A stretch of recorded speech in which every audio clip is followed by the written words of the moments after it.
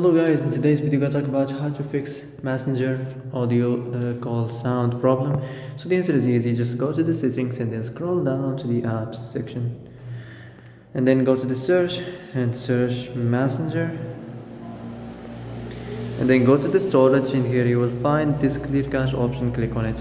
Now you can go check it if it worked, and if it didn't you can try to restart your phone or turn the Wi-Fi off and on, or the Bluetooth or the airplane mode. Also you can try to clear data, but be careful.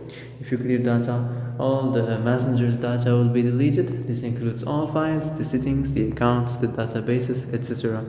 So be careful if you want to clear your data.